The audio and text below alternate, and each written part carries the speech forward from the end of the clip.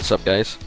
I've got a special treat in store for you all now. It's a new series. It's, as you can probably see, a PowerPoint presentation series, and it's actually on something that I decided was somewhat lacking from our site. We don't have a whole lot of stuff on the sort of off-the-tables aspects of poker, and there are a whole lot of factors that we need to consider about the mental side of things and sort of stuff away from ranges, you know, instead of just like strategy and putting your opponent on a range and playing these cards in this position.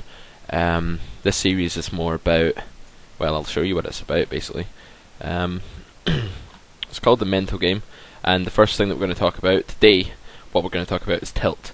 And the reason I think this is a real big thing is that, you know, I've had plenty of students before who have had a lot of potential as poker players, but unfortunately for them, they have had such severe tilt issues or just tendencies to tilt below their roll, or even just decrease their win rate on a daily basis, such that the coaching that they've got from me, I felt like, you know, really sadly wasn't going to do anything. So I tried to focus more on the mental game with them and sort of get round the hurdle of tilt, because if you can't control that, then it doesn't matter how great a poker player you are, you're still going to be subject to blow-ups, be subject to destroying your roll or impeding your progress and just never really getting anywhere. So it's a biggie, so I'm going to talk about that today. Then next time, the second part of this three-part series is about poker brain training, which is more about sort of how do you condition your mind to be a good poker player, what makes a great poker player, what sort of things you need to train your brain to do, what sort of exercises and practice both on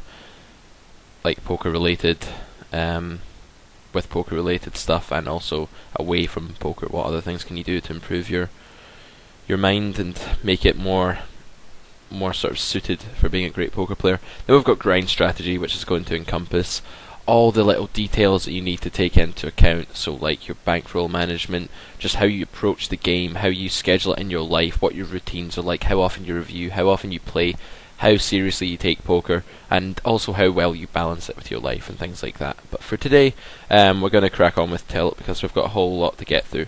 And as always, let me know what you think about this series. I think this is a pretty awesome idea and something that really should have been done by now, and now it's good that we've got these videos. But yeah, let me know if you like them, because I'm intrigued to see if these are as useful for you guys as I think they are. Okay, so first topic is tilt, and what we're going to do today is start off by discussing types of tilt. It's important to define that first of all, I think, and then we're going to move on to the causes of tilt, and the importance of knowing the causes. You know, if you know what causes something, you're in a better place to sort of prevent it from happening again. So the impact of tilt, this is also, it's good to realise just how severe the impact of tilt is, like the horrible things it can do, how much it can really destroy your win rate, and just like what an evil it can be if it's part of your game. And I will say that it does impact everyone's poker sort of situation, everyone's game to some extent, some more than others, but I've yet to see someone who is tilt free, because we're human. Then we've got recognizing tilt. In order to diffuse your own tilt, which is the next thing, you have to recognize it. You have to be able to pinpoint when and if you're becoming tilted. If you can't do that, then you're never going to be able to take any preventive steps against it, and you're going to suffer. And then we've got diffusion of tilt, like I just said. What sort of methods can we deploy to decrease tilt in our game? How can we prevent ourselves from being victim to this, and just sort of what sort of procedures there are that we can get into the good habits of making that can eradicate tilt? Well, when I say eradicate, that's a very difficult thing, but minimize it substantially so that it no longer impacts our win rate or our game or our mental state and our happiness. And that brings me on to the final thing, which is the greater implications of what being tilted is. And it's actually my girlfriend Patchouli, who's appeared in a few videos, she suggested I put this part in when I was making these slides, because, and she's absolutely right, because tilt doesn't just stay in poker. The sort of procedures and the methods that you learn to diffuse tilt and go about things more calmly, more rationally, more logically, these things are all going to make for better decision making in life and just improve your quality of life. So I'm going to touch on that at the end of this video and just sort of show you how, well, I think that tilt is a manifestation of a problem that doesn't just affect people in poker, because you can get tilt in other forms of life as well. So I'm going to definitely talk about that towards the end. So let's begin with the types of tilt then. The one that we're probably most familiar with, the sort of cliched one that we think about when someone says tilt, would be acute session tilt. So what does that involve? That means that we're in a session and, our kings run into aces, that sucks. The next hand we get set oversetted, that really sucks. Then someone sucks out, we get it in with 80% equity, then it happens again, and by this point you're just like, you've lost it already. You've sort of, your tolerance has just boiled right over, you don't have any left, and you just want your money back. You're just sort of doing things you wouldn't normally do, and you start tilting, and we'll get on to the sort of signs of that later on. Then you get meltdown tilt, which is like a more sort of extreme form of acute session tilt. Your meltdown tilt is where it goes to the next level, and perhaps you start actually doing ridiculous stuff, like just trying to make people fold in absurd spots, just shoveling loads and loads of money into the pot, doing weird ass things with your value hands to try and trap people and get more money that just aren't good, just calling down and convincing yourself that someone's bluffing in every spot, firing 3 for no reason, 3-betting every single time someone opens pre-flop, targeting people, going against them, having sort of vendettas and grudges, and just being really angry at the same time. Then we have subtle tilt, which is in a way a very dangerous form of tilt. This is where in both acute session tilt and meltdown tilt, as I've called them, something has happened, like a string of events has taken place, which has alerted you to the fact that you're very angry. Like, it's hard not to realise when you get stacked 5 times in a row that you're unhappy. Even like if you try and deny it, you're still going to realise that, you're still going to be unhappy, and it's going to suck. But with subtle tilt, the thing is that it's more of a sort of gradual tilting procedure over a more prolonged period of time. Like, you get stacked maybe once, maybe again later on in the session. Just every time you get a value hand, you're not getting paid off. Every time you think you're making a good bluff catch, they have it, they have the top of their range. These things just keep happening, and very subtly and slowly in the back of your head, your thought process becomes very altered in a negative way for your game. So the problem with it is that it's hard to identify, and it may dawn on you suddenly that you've been on subtle tilt for the last hour and not realised, and what it's done is it's affected your win rate because you've just made consistently bad decisions.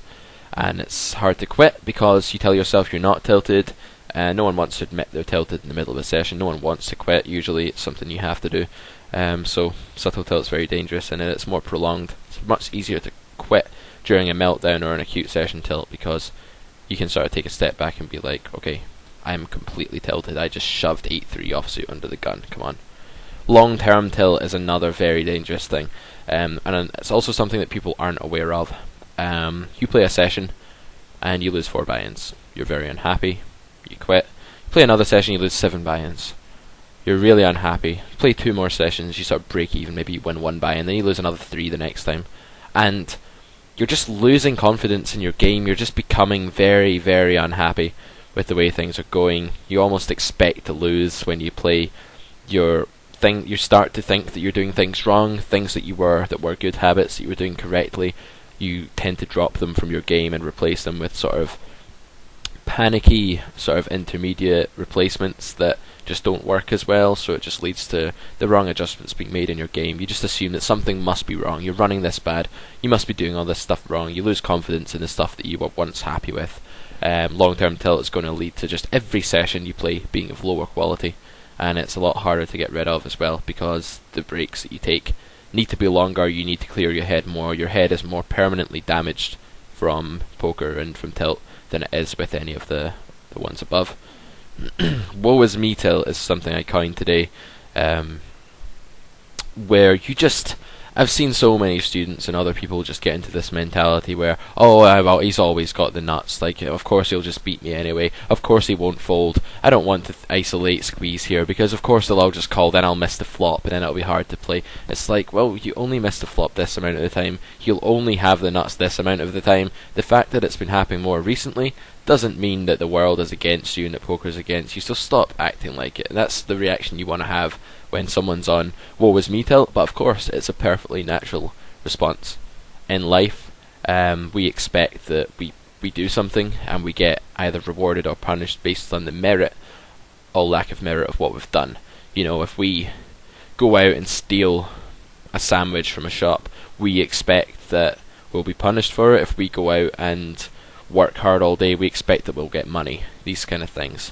If we then work hard, put lots of effort in, make all the right choices, and then get punished by losing money, you know, they say poker is the master that hits you for, I don't know, I can't, what the hell's that analogy with the dog? It's like, that rewards you for pissing all over the floor and punishes you for bringing them something or whatever. But you know, it's like the very poker's the cruel master, is very unfair. So woe is me tilt is sort of reaction to that. It's like, give me a break, and it causes you to assume that you're going to be beat in lots of spots, assume that bad things are always around the corner, and of course that's going to affect your decision making process naturally. Self-convincing tilt is a form of sort of subtle tilt, I guess. I thought I would add it just because there's a bit extra I want to say on this version, and that's that this type of tilt is dangerous because it's where you convince yourself that you're not tilted. And you're like, no, I'm absolutely fine. I'm fine with losing money. I know that this happens in poker. And that's your logical brain sort of refuting the emotion, or rather attempting to refute the emotion that's sort of seeping through your brain. So your logical mind is sort of like, I'm not tilted. I know this is okay. I've been over this. I shouldn't be tilted here, so I'm not.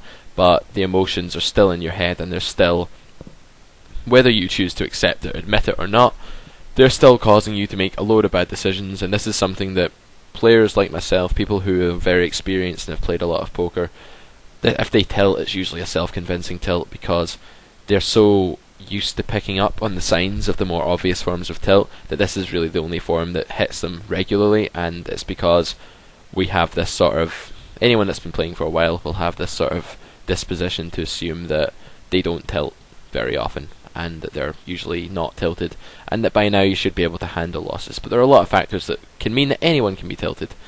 You can be like a huge winner, know that you're crushing, have one bad day and get really tilted. It happens to anyone. So the causes of tilt, let's touch on these. So running bad, suckouts and coolers, these are obviously something. One of the main things, some people hate coolers more, most people hate suckouts because they almost won the pot and then didn't. So suckouts, they're not big for me, but I understand for a lot of, especially new players who aren't yet familiar with this sort of unbalanced reward punishment system that poker gives to you. The suckouts to them, they seem so unfair. You know, you get like the guy on the forum saying, every time I get aces in this happens, or I should win here, I have aces. No, you shouldn't. You don't deserve anything. All you deserve is 80% equity. You lost. If you didn't ever lose, you'd be like cheating at poker. So yeah, so suckouts don't bother me, but they bother a lot of people. Well, I would say they don't bother me, they will if they happen a lot, but it's not something that tilts me the most. Coolers, again, you know, you think you've won the pot, someone has the nuts when you have the second nuts. Those aren't pleasant, they're going to cause you to tilt. Playing bad, this is the biggest one for me. When I get sucked out on or get coolered, I'm okay with it usually. I'm like, fine, played it right. But if I make a bad play and then lose a pot because of it, if I make a bad play and win a pot, I don't care, which is kind of bad because I should be sort of reviewing that as well. But when we play bad, we make a bad bluff that in retrospect is definitely bad, not just being results orientated, it's bad, his range is never folding. Then we think about it and we're like, oh, I suck at poker, I've put all this effort in, I still make plays like this, I'm so tilted. And don't get me wrong, most of the time we're not tilted, a lot of the time we're not tilted, but when we are, this is what we think. So don't sort of think that I'm saying we're all crazy, raving tilt heads all the time, because we're not, but we're sort of pinpointing what happens when we do tilt, then eliminating it. So life and its variance. There's a lot of variance in poker. Similarly, there's a lot of variance in life. It might not come in such short, excessive bursts of cruelty or reward, but often, you know, something will happen in someone else's life that then affects your life in a major way. You get fired from your job because of the current economic climate, all these little things that can happen in life that can send you onto a life tilt, and that causes you to be tilted in general. Like I was saying earlier, you know, there's tilt in life and there's tilt in poker, and the two are very closely related. So obviously playing when you're unhappy, is going to lead to more tilt, and it's something that needs to be avoided. Impatience. I want to move up, I want to get to 400 NL, I want to be playing with the pros, I want to be on TV, I want to beat Phil Lack on the PokerStars big game or something. All these things that people want to do, all these ambitions, and then the more pots they lose, the worse that they run over the short term. The further away they see these ambitions slipping, and the impatience of not having all this right now, that really drives people to get unhappy and just try and play more pots and win more pots and rush things. And in poker you can't rush anything, and you have to be patient, and that's the problem. Ego. How dare this fish 3-bet me? He doesn't even know what a range is. I'm not going to fold to this. So that's ego. It's irrational. It's a horrible trait. Anyone who is not an absolute baller and has a big ego needs to check it right now, because I tell you, if you have a big ego and you constantly get upset when people win pots from you, or think that people are messing with you, or just as someone tells you that you shouldn't play a hand in this way, and you get offended and defensive, like, you're not going anywhere in poker. Like, just give up or sort it out. Like, seriously, there's nothing else to be said about that. Ego hinders you, not just... doesn't just tilt you on the table, it tilts you off the table.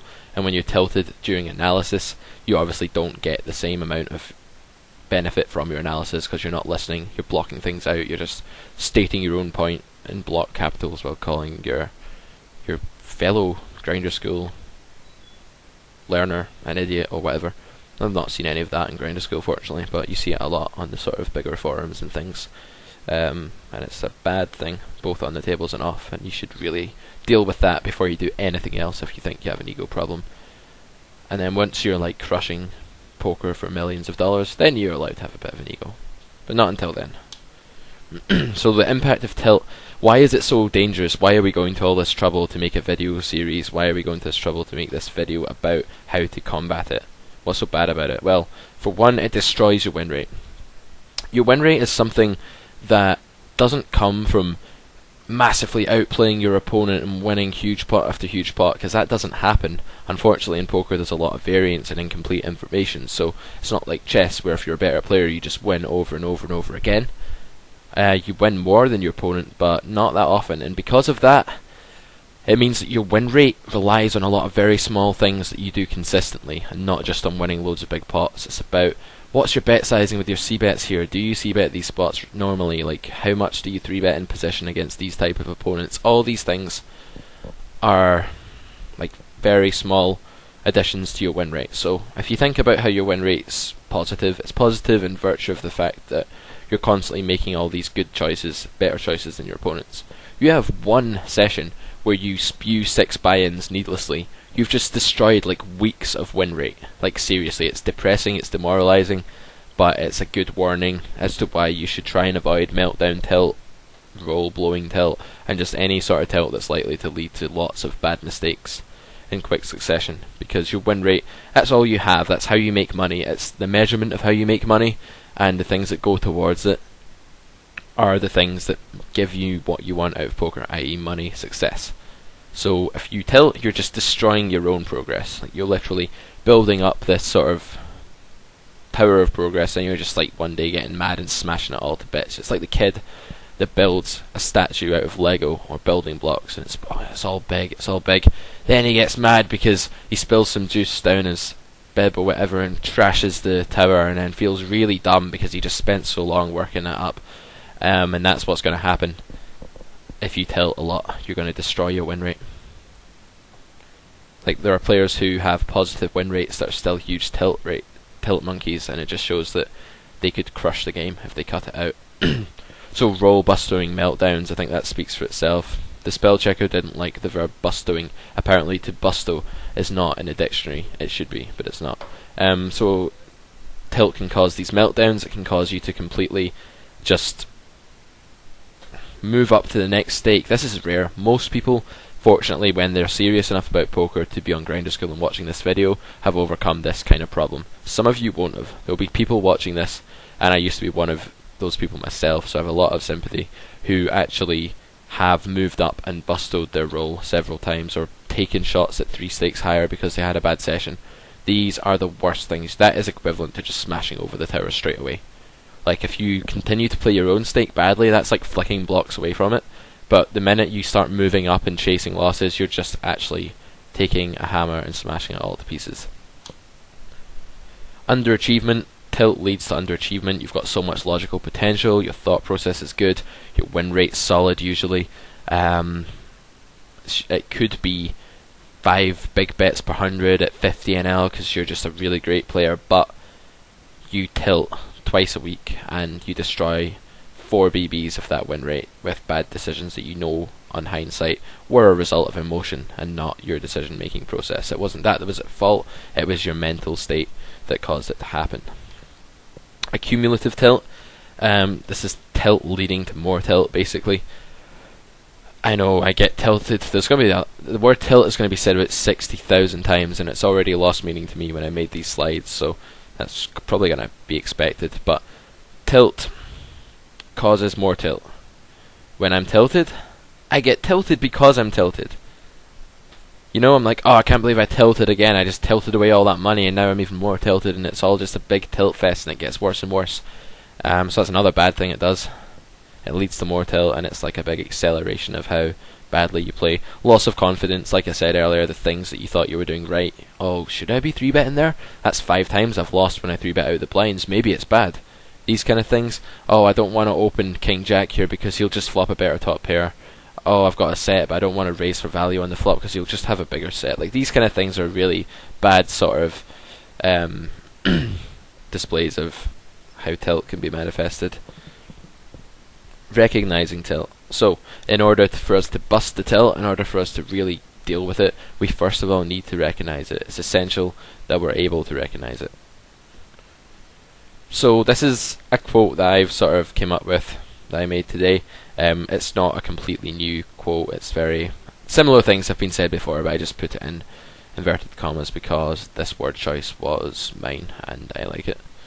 A deviation from the normal and hopefully logical thought process. So this sort of covers the fact that not everyone has a logical thought process yet because they're poker beginners, they're poker babies, and they've not yet developed a great logical thought process. But the point is that even if your thought process is usually bad, the tilt will make it horrific. If you've usually got a good thought process, the tilt will make it less than good. You know? So it's not that it results in a terrible thought process necessarily, but it deviates from your normal logical thought process, hopefully. And it's important to realize that sort of change in the sort of change in the way that you're thinking. One of the ways in which the way you're thinking changes when you're tilted is that you don't think. It ceases. Basically, your thinking ceases. And that results in an insta-click. What's a good way to tell that you're not thinking? Oh, you acted before you could have had time to think. It's a pretty safe indication that you're not thinking. So if it comes up like someone bets the river, just as soon as you see the box that says call $16.50, you've slammed it and you've called and you've lost and you feel very unhappy. The insta-click is a good way to recognize tilt. So when your thought process changes and you find it's just very irrational, not based on logic, and then if you find yourself insta-clicking, doing anything instantly, insta-folding even, like without even considering a 3-bet, just like stuff like that, the less time you're taking, the more likely you are to be tilted. Trying to win every pot, I want my share. So you've lost 10 hands in a row.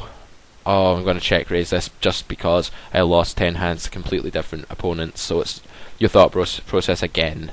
You know, it's irrational. It's not based upon the logical things it's usually based upon. It's just because you've lost a few pots and now you want to win one. It's nothing to do with the player or the situation, your reasoning. So that's another indication. You're trying to win too many pots. You're making bluffs that you know are bad. You're opening too many hands that aren't going to play well enough given the table dynamics, because you just want to take it down pre-flop and get those blinds. You just want to play a pot and win a big pot. This also can be manifested in playing too many weak hands, like sort of calling 8-4 suited out the blinds because maybe you'll flop a straight flush because you just want to win a pot and flop a monster hand, and you don't even care that the odds are that you won't, and you're burning money by doing this in the long term. So again, this theme of bullet point 1 here, the deviation from the normal thought process, is going to crop up over and over again in these ways that we can recognize tilt. Increase in aggression, same kind of thing. You're just blasting at every pot, trying to make people fold. If you find yourself doing this and you're not normally that aggressive a player, or even if you are normally aggressive but you're just doing it even more, or picking really bad situations, that's another indicator that you're tilted and should take a break, or whatever. We'll get onto the methods of dealing with it later.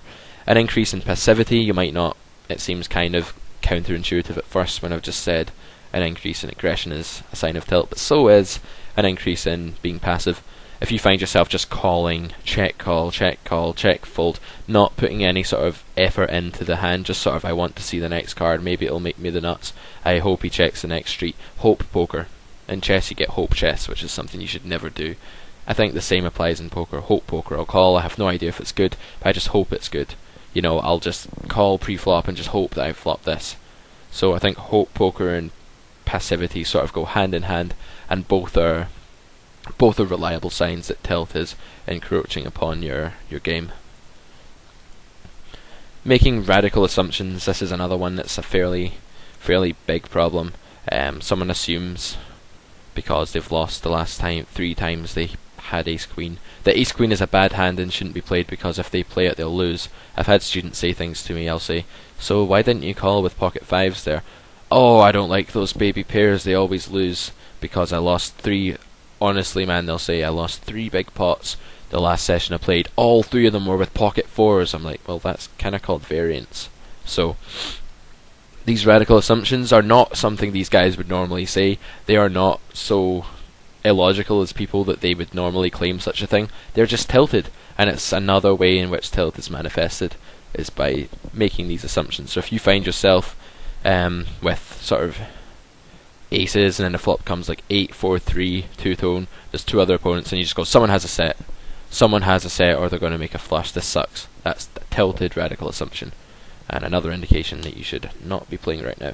Physical reactions and negative adrenaline, these are terrible, they feel really bad. A lot of people will have heard of the story on 2+2 about the guy who went on a big downswing and then stabbed himself in the ankle with a knife. These kind of things, whether that's actually true or not, I don't know, but it was sort of believed to be true, funnily enough. So that's an extreme physical reaction. But what's about a little bit less extreme, like punching the table, I've done that before. Shouting like, what the hell is going on, give me a break. Shouting, lots of F-bombs being dropped and things. Hammering the mouse button, hammering the keyboard, smashing the enter button when you enter your bet, kicking the cat, who's beside me right now, but she's quite peaceful, so I won't kick her, as an example. The cat's been taken away today, actually. It's very sad. She's going to be no longer part of this household. It's my flatmate. It's moving in with her boyfriend, so very sad times, but she's annoying anyway, so hey. Anyway, back to physical reactions and negative adrenaline. So physical reactions can be a number of things, usually shouting, muttering to yourself, whispering to yourself, thrashing around restlessly, adjusting your position every 2 seconds, angrily taking a drink of water. All of these things are to some extent subtle to you in your present state, but if someone else sort of looked at you, they'd say, you mad, bro? Forgive my internet geekiness. They'd say, are you mad? And you'd be like, no, I'm not mad, but then you sort of reflect upon it and think, yeah, I am. So these reactions can be sort of quite subtle at times. The negative adrenaline as well is something you'll feel inside you. It's a very unpleasant feeling that you get when you lose a huge pot.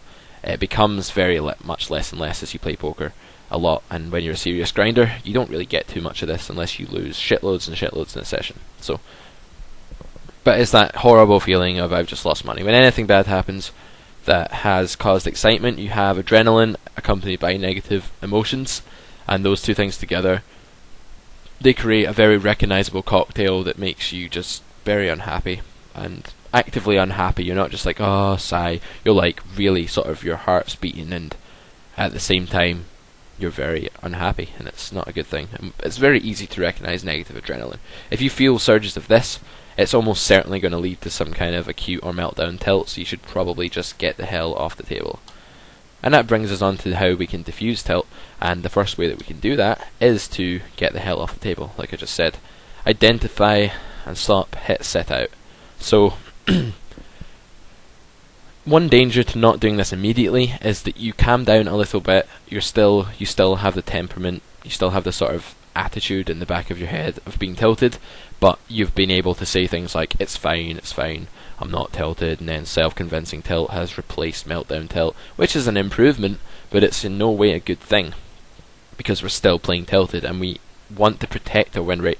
Remember we said in the section about sort of the impacts of tilt that our win rate gets affected, and our main goal in diffusing tilt is to protect our win rate, which is a very, very sensitive thing, and we'll get on to more about how sensitive it is later on in the next part of this video series on poker brain training, I believe. If I'm not mistaken, maybe it's in this one. No, I don't think it is. So yeah, hit sit out straight away. If you're very tilted, it's probably worth it just to close down the tables and not play the free hands, because A, you're going to play the free hands very badly, B, you're going to play too many of them, and C, like, yeah, you just aren't losing very much by not playing them. You know, the tiny amount you're losing by not playing those 8 free hands is nothing compared to the potential disaster of you playing them badly. So, or the other disaster of you convincing yourself you're not tilted and then playing on, which is a bad one.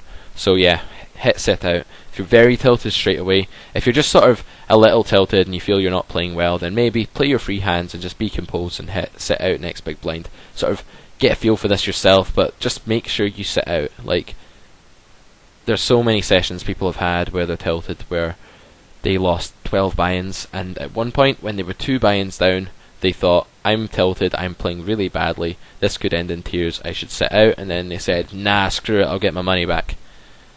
Chasing losses, that's another sort of, I forgot to put that in the previous slide, but that's another way of recognizing tilt. You want your money back, you're feeling you need it back. It's like a compulsion. That's also called a gambling problem. If you get that to the extreme every time you play poker, you probably shouldn't play poker at all. But if you just get that when you're having very bad downswings, then it's just a manifestation of tilt, and it's not like a sign that you have an issue. It's more of a sign that just you shouldn't be playing right now. So yeah, identify it and stop it, and stop it by sitting out, basically. Important stuff. You could turn that negative 12 buy-in session, just limit it at a negative 2 buy-in session. Hey, you just won 10 buy-ins. You know, money you lose is as good as money you win for the 50th time. Take a break. So you need to have a cool down time. You need to take a break. The reason is that your head needs to reset. You need to give it other sort of fodder to burn, other things to work through, such that the next time you come back to poker, it's not still in that sort of situation where it's expecting to lose every hand and still feeling bad about the pots that just happened. You know, you get over it. And time is a great healer when it comes to tilt. I'll feel bad after a session where I lost some buy-ins. Within like 10 minutes, I've started doing something else and I'll feel fine. And then half an hour later, I'll think, you know what? That was silly to be upset about that. That happens. I don't care. It's all relative. If I played poker after that half hour, maybe I'd still be a little bit annoyed because it would throw me back into that frame of mind. If I wait 2 hours, it's probably reset to the point that I wouldn't even be retilted when I sat down. So your cooldown time that you need is going to depend on the severity of your tilt. If you have a meltdown tilt, you should take a few days off, typically speaking, unless you're a rare person who can get over that extremely quickly. But a meltdown tilt is more often than not going to lead to sort of a scar on your head. Like, next time you sit down, you're going to remember that meltdown tilt. It's going to tilt you more. Remember, tilt breeds more tilt. And it's going to lead to you not being able to reset your head and recover to your natural logical poker state. So if you have a meltdown tilt or an acute session tilt, you should probably just take a day off. Don't force yourself to play volume when you're tilted. This is something I've done before, chasing VPPs. Unfortunately, when you're a serious grinder, like I have been at certain points, and you're chasing these VPPs and you're just needing to play as many hands, meet your targets, you feel trapped and you feel like you have to play even though if you're playing badly. So that sucks, but try and avoid that wherever possible. If you're going for a certain loyalty status, plan your month so that you've not left it all to the last minute and you don't have to put yourself in a potential extended meltdown, because I've done it myself before, an extended meltdown where I play and play and play, I'm playing terribly, I'm losing buy-ins, I'm tilted, but I'm still playing because I need to make the VPPs. And the sad fact is that I've probably achieved $60 by making the VPPs for the next month and right back, and then I've lost $400 trying to do that. So it's very silly.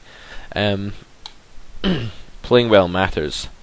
Variance merely happens. This is another thing I should put in quotes because it's another one of my quotes. So none of you guys take this and stick it on some website somewhere and claim it, or I'll sue you. I'll sue you. So, playing well matters. Because when you play well, every decision you make, is better than if you weren't playing well, obviously. And the little bit of EV that you make from making all these slightly better choices just adds up all the time. So every time you make a good play, you might lose the pot, but it means that on average, if you keep making that play in that spot, you're just making more money.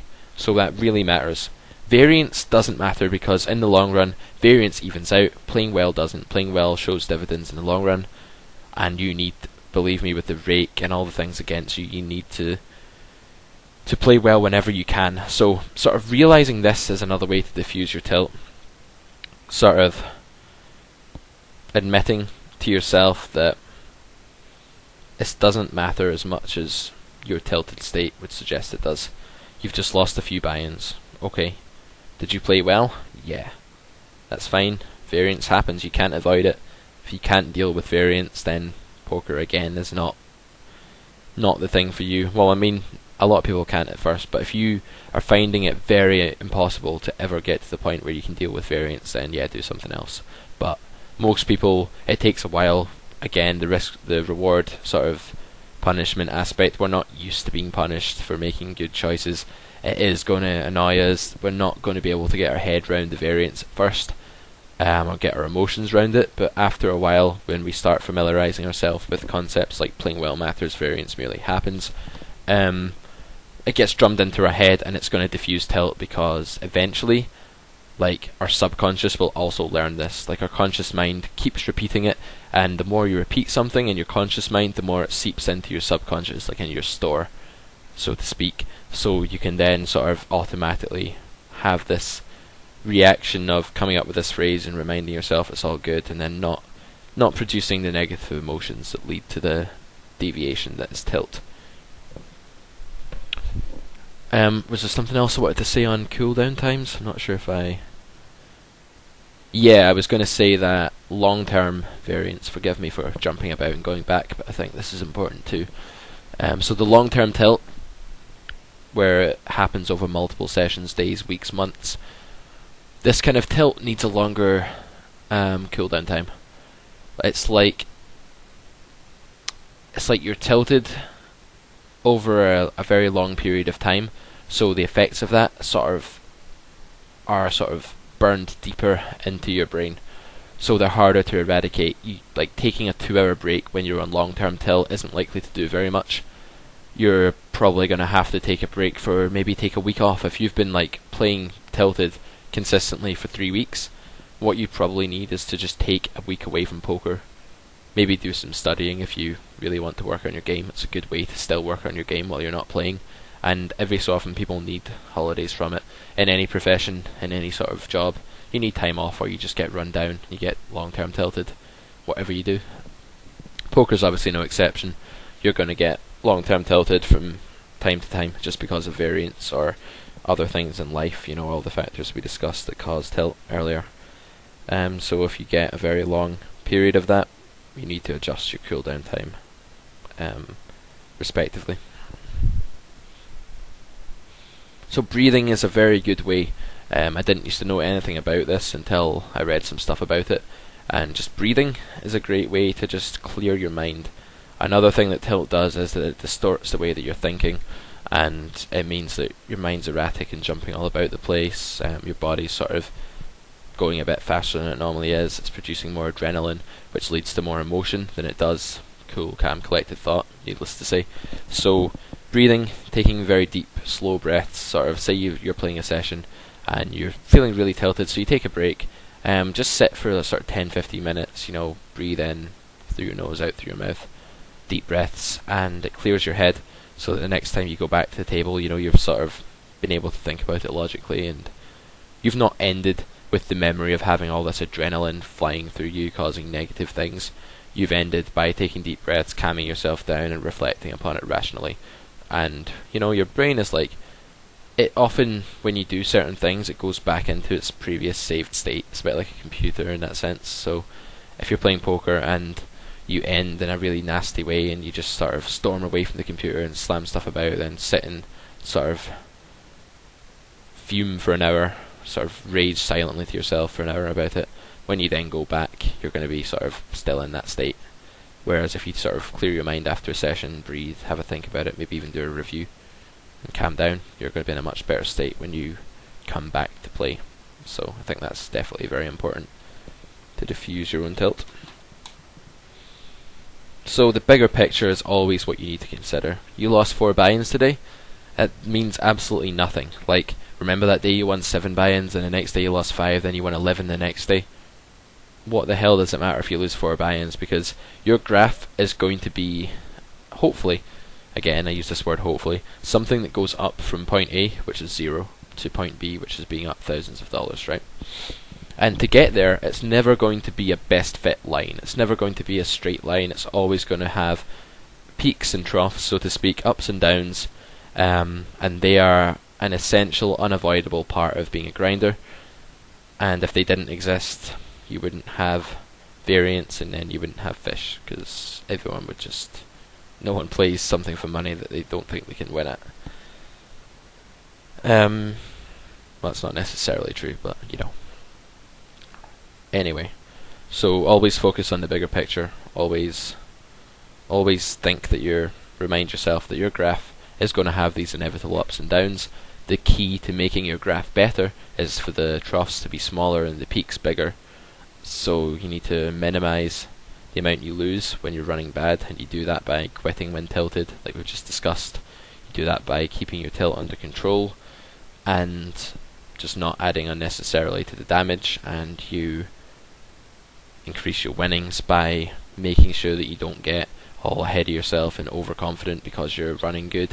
And that's another form of tilt, by the way, that I should have included. Winning tilt. I never have it. When I win, I play my A+ game when I'm winning. Like, I play my A game all the time. But certain people, when they're winning, they play badly, and it can happen, and I know it can happen objectively, so I should have added that. So when you're winning, a lot of people also have to control the way they play and not let it become a deviation from their logical thought process, because it can with certain people. And always keep in mind the eternal quest for poker greatness. So this is the thing that you've entered poker for. It might be you want to become a pro and you want to be self-sufficient and have freedom from playing poker. It might also be that you just want to make a lot of spending pocket money as well as having a job, and sort of be able to say that your hobby is one that you really enjoy, your hobby is one that you're good at, and your hobby is one that gives you extra money on the side that you can do a lot of fun stuff with to improve your quality of life. So whatever your eternal goal for poker, it's always going to be like the greatness of achieving it. That's going to be like the thing you need to keep in mind. So you need to stay motivated, you need to stay inspired, because that way you'll work on your game and you'll try and avoid tilt. If you're sort of lethargic about your goal and you've not got that inspiration, and it becomes like a lazy, I guess I should play poker now because I haven't played in a while, and you're not really bothered, you're way more likely to tilt and not give a shit that you're tilting and just ride out with your emotions and just sort of go along the surfboard on the waves of all these negative tilt emotions. Whereas if you're inspired, you're going to be like, right, this is damaging my progress towards the goal, I'm going to quit this session and I'm going to make the best decisions in pursuit of my poker goal. And poker greatness doesn't have to be becoming Durr or the best poker player in the world. It could just simply be you want to be able to tell your friends that you made £1,000 this month playing poker. That's pretty cool. You want to pay your way through school, you want to pay your way through life, you want to add to your already spendable funds, or you want to save up with poker winnings and buy a really sweet electric guitar, or whatever the hell it is you're playing poker for.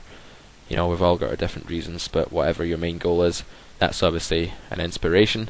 It's obviously something that's motivated you. One example of this, there was a guy I used to talk to who wanted to buy a really sweet present for his girlfriend, because obviously he loves his girlfriend a lot, and he wants nothing else but to buy this present for her.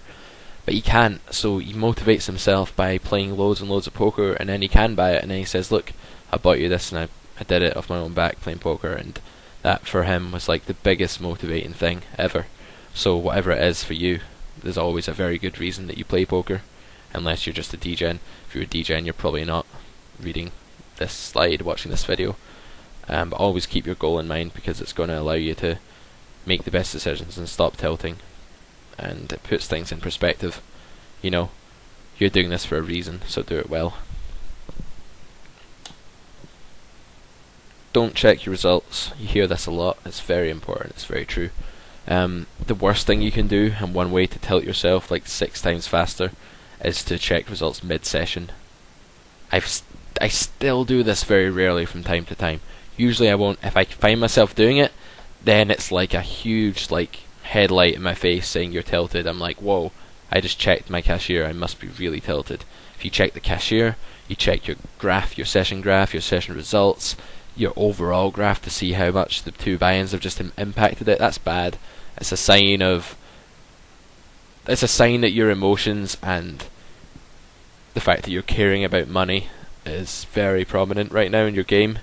And remember that we're trying to get to this stage where we see the bigger picture, and if you check the small picture all the time, it's distracting your focus away from the bigger picture. So checking your balance every time you lose or win a pot, all that's doing is breaking up the bigger picture to the point that you never get your head around focusing on it. You cannot diffuse tilt by looking at the bigger picture if you always check the smaller one, i.e. the cashier, the session graph. So you need to stop doing that as soon as you can. If you catch yourself doing it, you should put a sanction on yourself, like, okay, I have to quit my session, I'll play again in half an hour. Just if you can get out of the habit of doing that and not even caring, then you check after a couple of weeks, and then you've won. Like some of the best poker I play is when I don't check my results, because it means nothing to me. Yeah, I lost a buy-in, but I don't know how many buy-ins I was even up for the month before that, so whatever, just keep plodding away. It's the best way to diffuse tilt. Well, no, the best way is to sit out, because that stops the terrible damage, but to not check your results is the best sort of long-term strategy you can implement. It's the single one biggest change you can make in your habits to really stop yourself being tilted. I guarantee it. Try it out, and after a week tell me that you're still as tilted. I doubt you will be.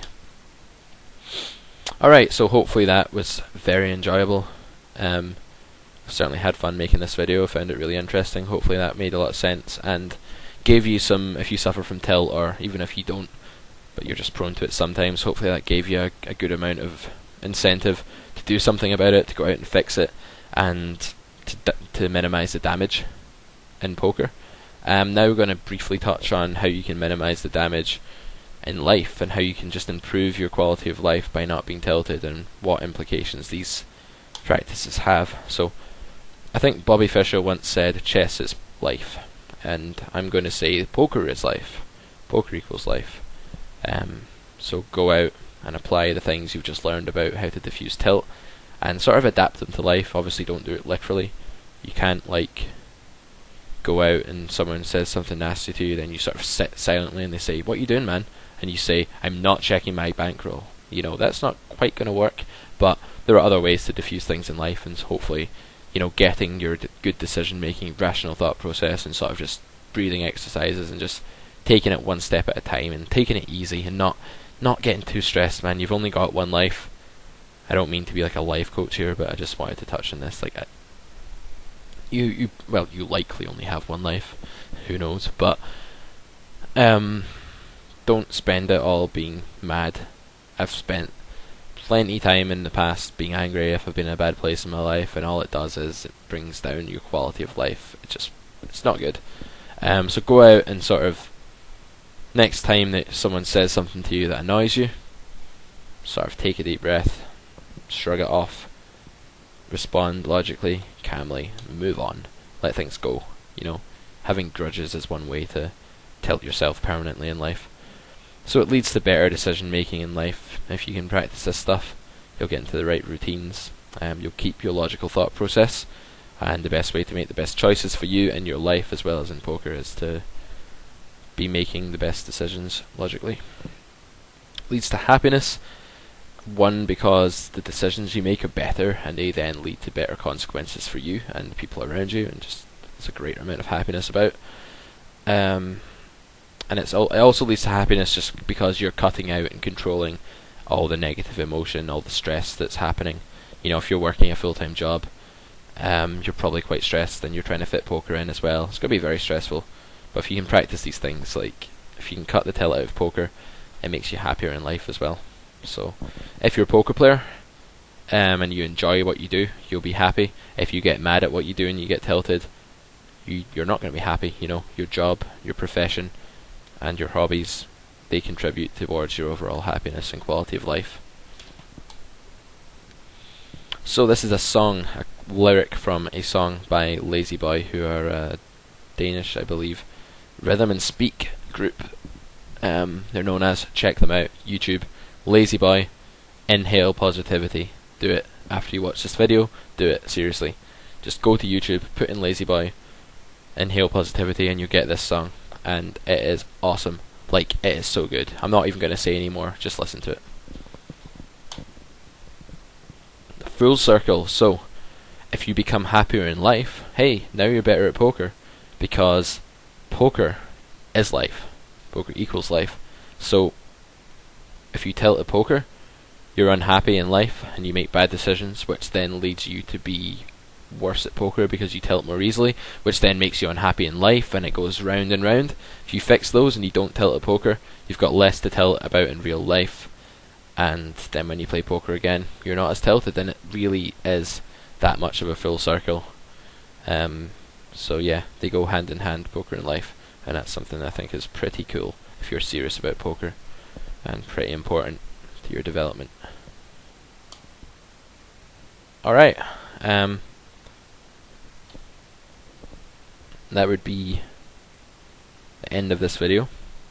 Hope it's been fun, and next time we're going to talk about poker brain training, and these are going to be ways that you can sort of program yourself to be an awesome poker player, and just what things you need to do to your brain to make it suited and well adapted to poker. And yeah, it should be pretty fun. So please leave me feedback. I'm very excited to know if this video has been a hit. Hopefully it's been good. And check out that link on YouTube, because it's pretty awesome.